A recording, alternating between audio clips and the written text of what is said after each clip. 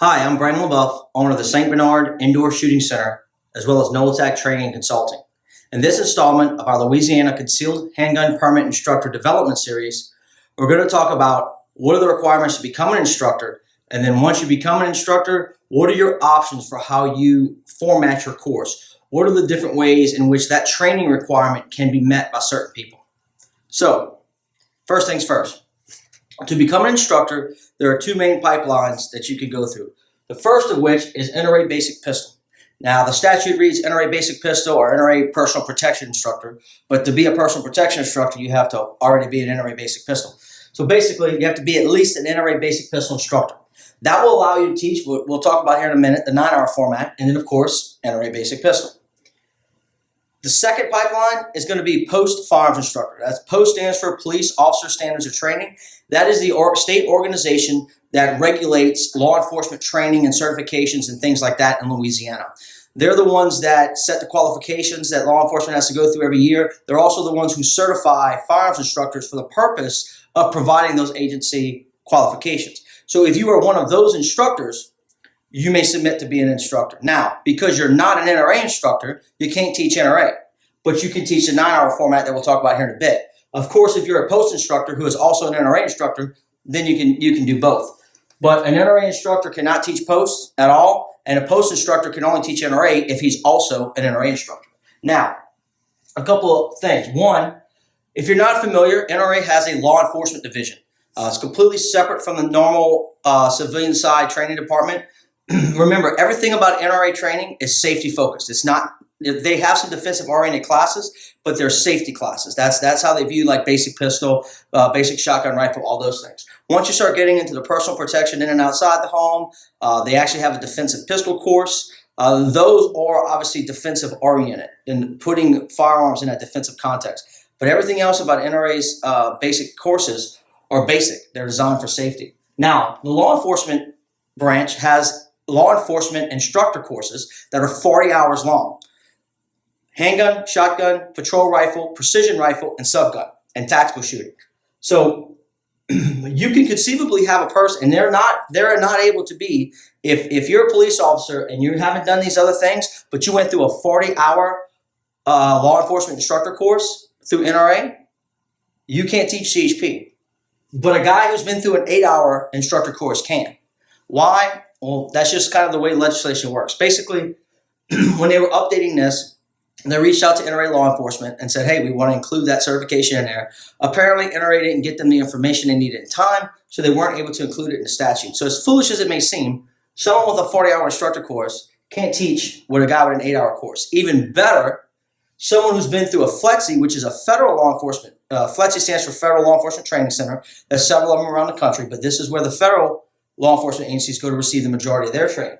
They have an 80-hour, a 2-week instructor course, a basic firearms instructor course. I've been through 3 or 4 of the NRA courses, so that's 120 hours. I've been through the 80-hour FLETC course. Even with all of that, if I was not also an NRA basic pistol instructor, I couldn't instruct CHP. So one of the things we're working on, different groups as far as some of the tweaking of the legislation, is to obviously include NRA law enforcement instructors, to obviously include FLETC instructors, and to also include a newer organization that's come out, the Second Amendment Foundation Training Division. They are very similar kind of in structure, if you will, to the NRA, but they are entirely devoted to defensive context. So everything about their classes is beyond what NRA would typically teach.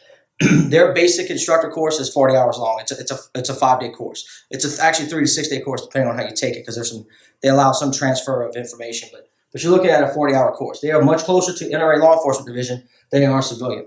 So that's how you become an instructor. Now, the big thing is, once you become an instructor, what do you teach? Okay, all this information is in the statute. Okay, and the statute we're talking about is Louisiana Revised Statute 1379.3. And this stuff we're going to be talking about for the most part is going to be in Section D, Paragraph 1. It kind of works like a table of contents or an outline is how you read it, like when you're in school. So let's talk about the oddballs first. Okay, there's some people who are exempt from training, if you will, legally speaking. First, parish permit. The law exists to allow a sheriff to issue a concealed handgun permit to pretty much anyone he wants. He can make whatever. He can just do it at will. He could have him take a class. He can do whatever parameters he wants. But if you already have a parish permit from any parish, you do not then have to go take more training. You just fill out the application, give them your parish permit information, and voila, you've got a state permit. So conceivably, you could have someone who goes to the buddy of the sheriff, gets a parish permit, turns around, applies for a state permit, and has never received a day of training in his life. Doesn't know anything about the laws, maybe never even fired a handgun before in his life. But now he has a state permit, where meanwhile, the rest of us have to go through some of this. So those kind of little holes exist. Then you have post. This is going to be for police officers. So theoretically, someone who's been through a probably 300 to 400 hour police academy should be able to shoot at least as well as we expect concealed handgun permit holders to shoot, and should have at least as much knowledge about deadly force and conflict resolution and these other topics as we expect a concealed handgun permit holder to. The unfortunate reality is that's not always the case. The next one is going to be military. So if you are currently in the military or have been out of the military for less than 5 years, 60 months, all you have to provide is proof of small arms training. Now, small arms, that means anything other than howitzers or grenade launchers or anything like that. That's handguns, rifles, shotguns, most belt-fed guns, pretty much anything that you would normally shoot in the military. So if you've been through boot camp and you fired rifle qual, that counts as small arms training. Now, if all you've ever done is fire an M16 in boot camp, did that in any way, shape, or form prepare you for a concealed handgun permit? No. And I expressed that to people who approach me about that. So what I do is for the military people who are exempt and the law enforcement who are exempt, especially the law enforcement guys, I allow them to sit in a class for free. I am more concerned that they get the correct information than I get that money, because they're not required to take the course anyway. So it's not like I'm losing a potential student. And in fact, I've had several people who have sat through the course and have been so awakened by what they didn't know that they actually paid for the course. Because generally I let them sit through it. I won't give them a certificate. But if they're like, no, I want a certificate, I really learned a lot here.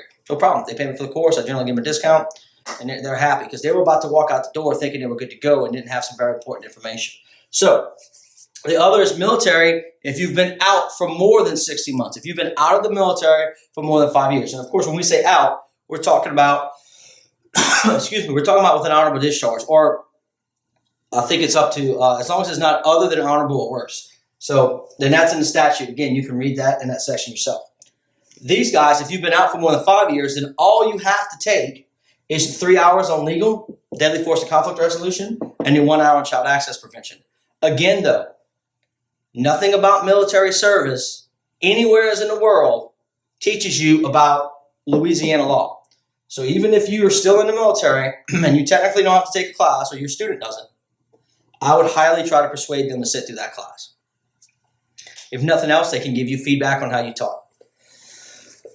So these are the people, kind of the oddballs. Now, the two main ways that these classes are presented are going to be what we call the 9-hour format and then NRA basic pistol.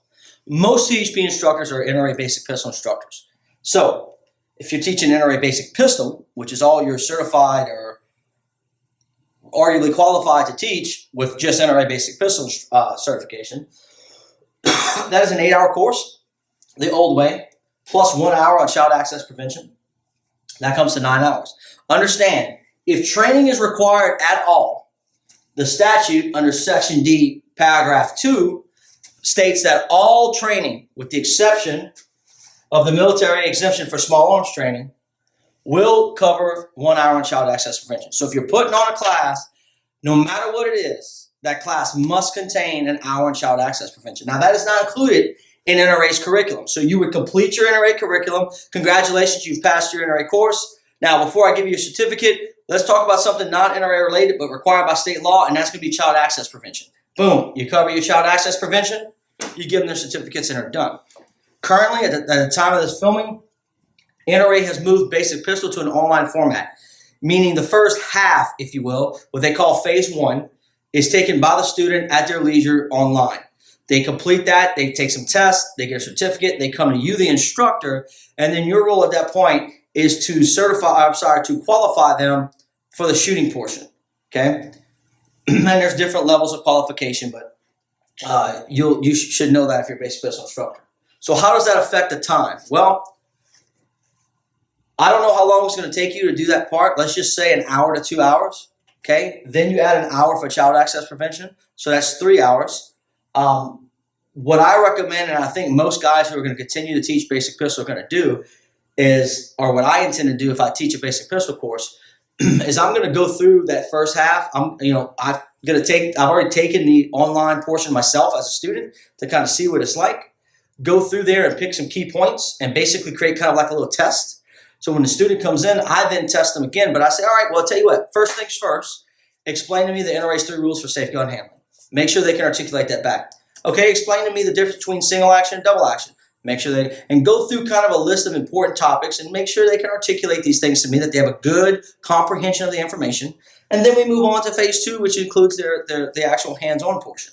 Okay, so I want to know when I give them that certificate that not only did they pass the NRA's test, but they passed my review, which gives me another point to speak to should this ever go to court.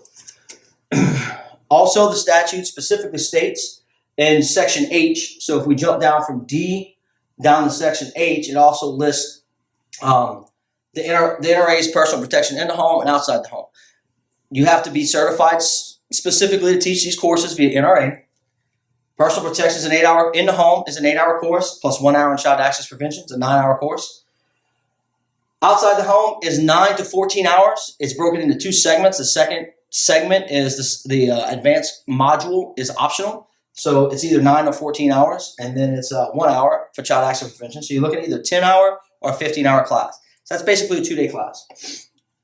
Now, remember, if you're teaching NRA courses, you teach NRA course verbatim. You can't teach NRA and say, oh, well, I'm also going to talk about the law. No, that is not included as part of NRA. You are not teaching an NRA course. You're in violation of the statute, and you're in violation of NRA's rules for instructing. So you run the risk of being charged as well as losing your NRA certification. If you teach your NRA course and you want to hold them for more time and you make that clear delineation between NRA and what you're about to discover, that's fine. You can keep them for 20 hours. It doesn't matter.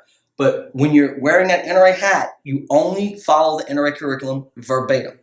You end it, then you cover your child access prevention. If you want to go into things like places you can't carry and, I don't know how much you're going to be able to cover in an hour or two, because remember, you got to devote roughly an hour to child access prevention.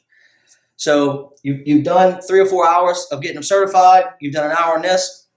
Conceivably, if they're doing the majority of their child access prevention, they're doing the majority of their online portion at home, you actually stand a better chance of creating a better course using this. And what I mean by that is they've gotten the first major block of it. You come in, you reinforce that block, you run them through the part they need to qual on. You add an extra 5 hours. So you tell them, before I'll give you your certificate, when you take this course from me, you could take NRA Basic Pistol, or you could take the NOLATAC NRA Basic Pistol plus CHP course, okay? Or you could just make a standard where you simply won't teach NRA Basic Pistol unless they're taking that other module, where they won't know the difference. They just say, hey, I want to get my permit. You say, no problem. Show up time's 9 o'clock. You'll be done probably around 3, 4, 5 o'clock, however long you want to do it. You come in, you knock out the NRA stuff. All right, this is the end of the NRA portion. Now let's cover the Louisiana CHP specific part, child access prevention, and then if you want to get into it, legal aspects, where you can carry, where you can't carry, situation awareness, all that other stuff that people like to get into, holsters and all that. Because if you're covering the 9-hour format that we'll talk about in a second, you're restricted to covering, not restricted, you're required to cover this information, which is going to take 9 hours, which doesn't really leave you a whole lot of time for extra stuff you want to put in. Now, is there a way to do a 4 or 5 hour course prior to this online change? Yeah. If you read the statute, I'm going to read it verbatim. D1A, completion of any National Rifle Association handgun safety or training course conducted by an NRA certified instructor within the preceding 12 months. So, and that's the other thing. Remember, the certificate's only good from the date it's issued for 12 months. So, NRA First Steps. If you are an NRA Basic Pistol instructor, you are therefore an NRA First Steps instructor. Now, to my knowledge, nothing has changed about First Steps being, with the online stuff. It's still the same 4-hour course. So you can teach them NRA First Steps, give them their NRA First Step certificate, and then get into all the other CHP related stuff you want to get into, and then give them a certificate from your company. I found that people who really want to do NRA and issue 2 certificates, one for whatever NRA curriculum they're teaching that they're required to do, and then one from their school, their company. Students like that. It's like they're getting more for their money. They're getting 2 certificates, and it's clearly delineating that you taught 2 separate modules. So that helps you if ever something should come up with NRA, and you're also able to say, I taught the state required minimum plus. I go beyond that and give them another certificate for that additional information. That's a strong position to defend from a court. Remember, if you're teaching NRA, you teach NRA. Nothing in NRA says you have to fire that 36-round qual course. The 12 rounds at 6, 10, and 15 feet with the reload at each distance. That is not part of your NRA course. However, again, if you want, once you've done the NRA portion, because there's no shooting in first steps, so you could come and take your first steps, do first steps, give them their first step certificate, cover an hour on child access prevention, and send them on their way, and they never fired a shot. And that's legal. Is it right? No, I don't think it is. I think you're seriously shortchanging your students, and you're setting them and yourself up for failure. I would not do that. But if you want to do that so that you check that box and then really maximize that time, there are ways to do that. And if that's something you want to do, feel free to contact me. I'll try to help you, figure that out to make sure we're meeting everything we need to meet and we're maximizing the time we have the students. I don't care what you're doing. If you could trick them into coming for 8 or 9 hours, do it and maximize it 8 or 9 hours. This concept that we need to get these people in and out as quickly as possible is wrong. I don't agree with the fact that training is required, but if it is required, it should be quality, not some, artificial, arbitrary hoop that we have to jump through. Now, the 9-hour. This is what's in there listed that the state. So if I'm one of these post instructors, I have to develop a course that meets this curriculum, which basically means copy this outline from the law and paste it so that you don't have to be any more specific than that. Okay? You don't send copies of your PowerPoint. No, just that you're going to cover this. So it doesn't say exactly what you have to cover in the hour on nomenclature, safety of a handgun and revolver, just that you must cover that stuff. So it gives you a lot more latitude in kind of what you can do. 1 hour, nomenclature, parts of a gun, and safety of a handgun and revolver. Safety of a handgun and revolver. Not your pet gun, both formats, a semi-automatic and a revolver.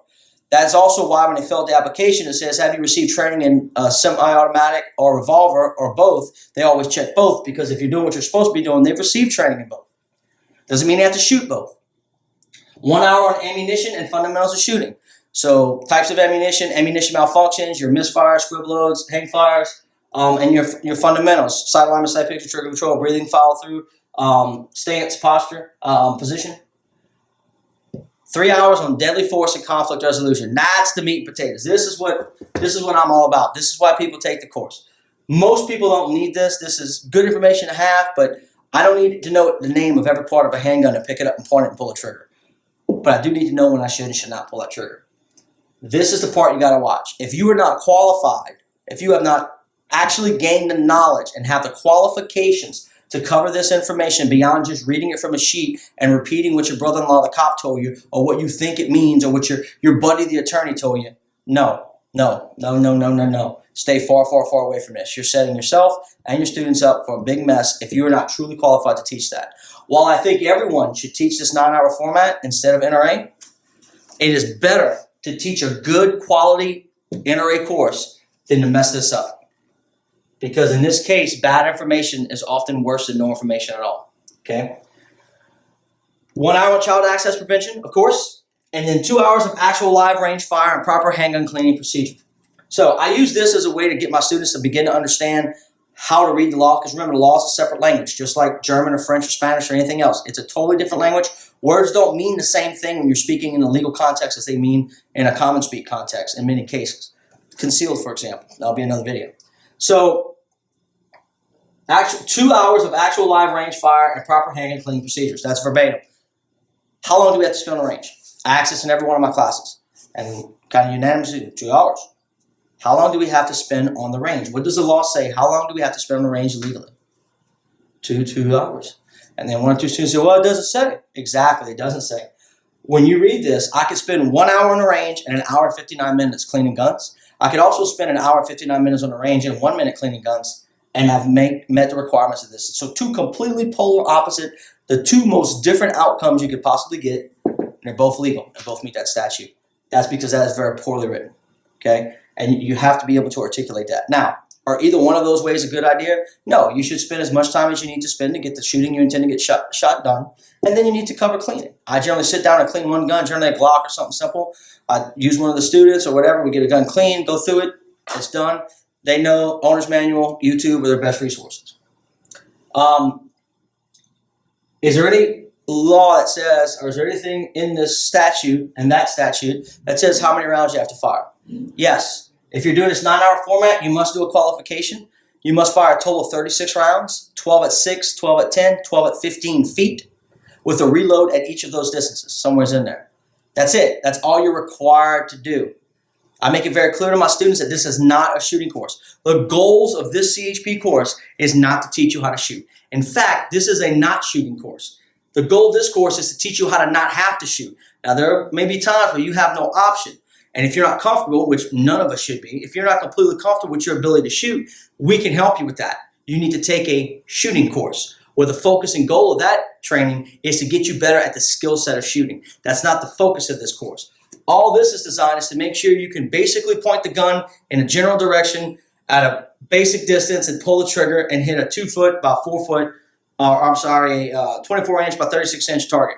Okay, that's pretty much it. All right, it's very difficult to fail this. And if you can't get a student to pass it with minor coaching, then there's some serious issues either with you as an instructor or with that student. Maybe that's a clear indicator that that student's probably not ready. They need more acclimation to guns, and they need some special attention.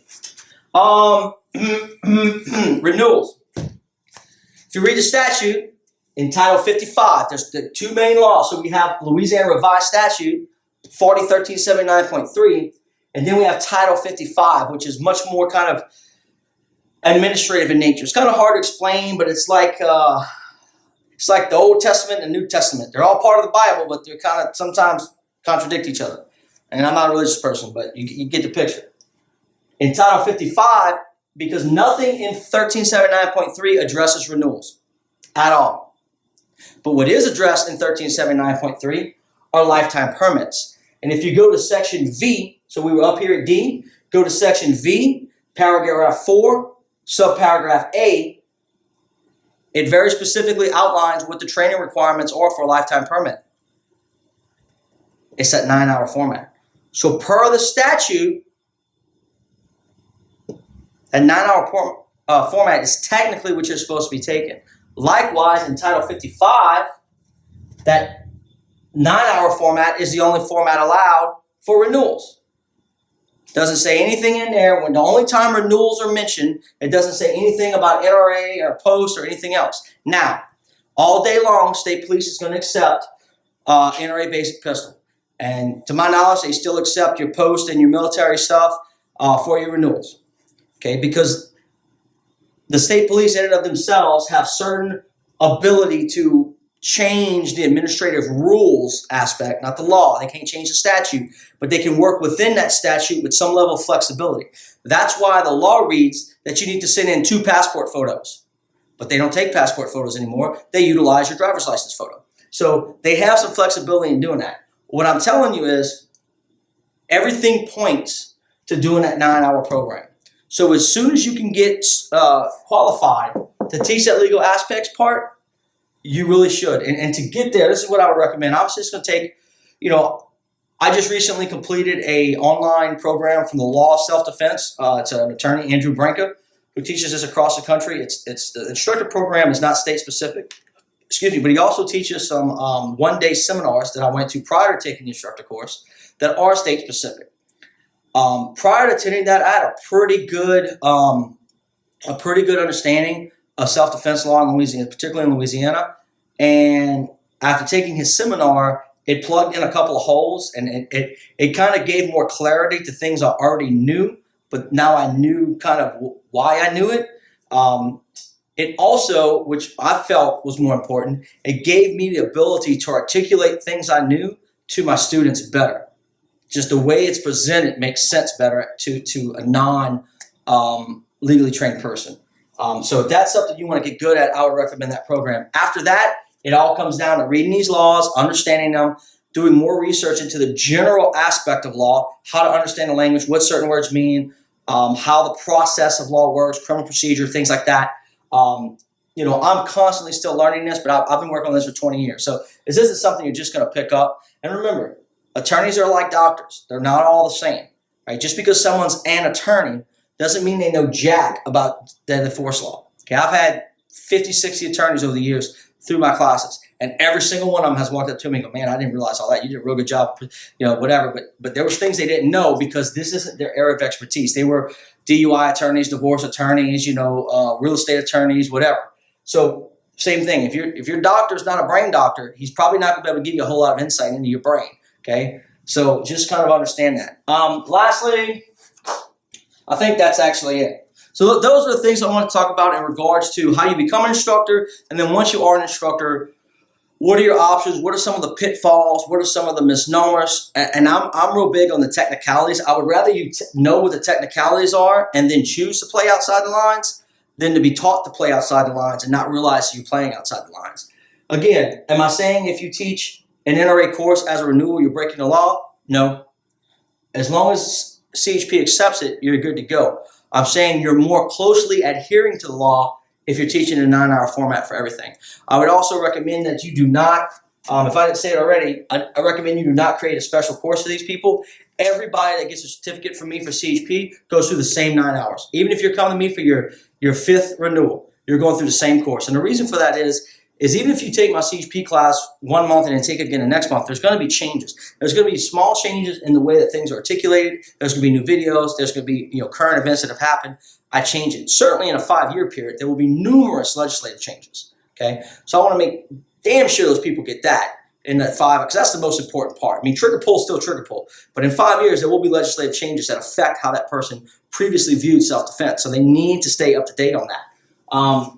Also, it puts me in a stronger position to defend in court. Every person that comes from me gets the same training. I can be very consistent. Yes, again, there's minor changes and fluctuations, but knowing this guy doesn't get a certain course. Oh, well, this guy was in the Army for 10 years, so I'm gonna focus on it. No, everybody gets the same information. All my students can speak to the same points. I have PowerPoints for all the classes I've taught. It just really makes better in preparation for the eventuality if you teach enough students that you're going to have one of them, unfortunately, be involved in the use of force incident. So if you have any questions about this or setting up your course, couple of resources. One, I do put on right now once a year a Louisiana CHP instructor development course. It's a 1-day course where we get really deep into the weeds on a lot of this stuff. We go into marketing, we cover some medical stuff, some business structure things, some things to help a person who's looking to be or wants to be a better concealed handgun permit instructor. Generally, that's on a Saturday, and on the Sunday, I teach a CHP course to my normal students and invite those instructors to watch. So then they get to see my process, how I do it from start to finish, the flow, just the logistics of putting on the course. They get to hear how I present certain things. I don't expect them to mimic me because no one can mimic me. I can't really mimic anyone else. You're not going to be able to sell that. You have to be yourself. But they get some insight into how I do what I do and why I do it. And so far, it's been very well received, and people have got a lot from it. Also, if you are not already, and once you get your LSP instructor number, you need to go find the Louisiana CHP Instructor Facebook group. It's a closed group. We've got about 250 instructors that most of them are pretty active, sharing information, helping each other out, answering questions. It's a very good group and a very, very good asset. If not, Facebook me or whatever. I'll help you find it. We'll get you in there once you become an instructor. And then lastly, try to go to as many different instructors. Most good instructors have an open door policy where, hey man, yeah, you're more than welcome to come sit in my class. My rules are sit through the entire course and give me feedback at the end. Send me an email, what you liked, what you didn't like, what you recommend, whatever. That will expose you to other instructors so that you can see the way they do things. You'll come up with some ideas on ways of articulating things. And again, there may be some things you're doing that you didn't realize that another instructor will point out because they have that background information. So you can ask any questions in the comments. Of course, reach out to us on Facebook. As always, be vigilant, be prepared, God be safe.